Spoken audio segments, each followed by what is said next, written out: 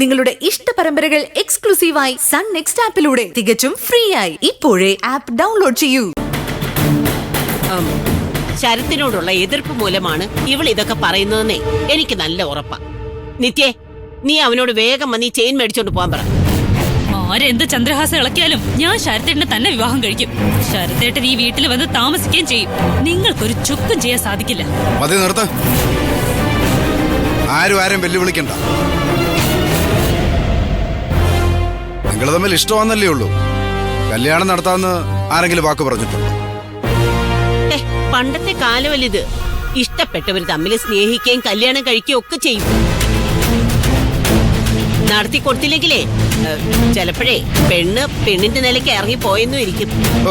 എന്റെ അമ്മയെ ഇവളെ സപ്പോർട്ട് ചെയ്ത് നശിപ്പിക്കുന്നേ. ഇങ്ങനെ പോയാ ഈ വീട്ടിൽ സമാധാനം ഉണ്ടാവുമെന്ന് എനിക്ക് തോന്നുന്നില്ല.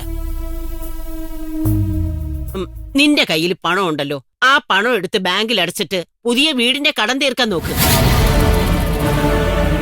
എന്നിട്ട് നീ ആ വീട്ടിലേക്ക് മാറിക്കോ.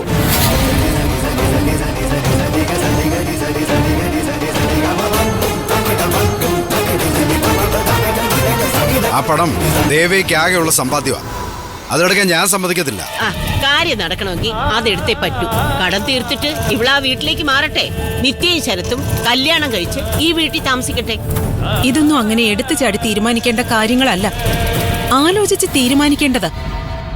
കല്യാണം കഴിച്ച് ശരത്തെന്തിനാ ഭാര്യ വീട്ടിൽ താമസിക്കുന്നത്? ശരത്തിന് സ്വന്തം വീടുള്ളതല്ലേ, അവിടെയല്ലേ ഇവർ താമസിക്കേണ്ടത്? ഞങ്ങൾ എവിടെ താമസിക്കണമെന്ന് ഞങ്ങൾ തീരുമാനിച്ചോളാം. അതിന് നിങ്ങളുടെ ഉപദേശമൊന്നും ആവശ്യമില്ല.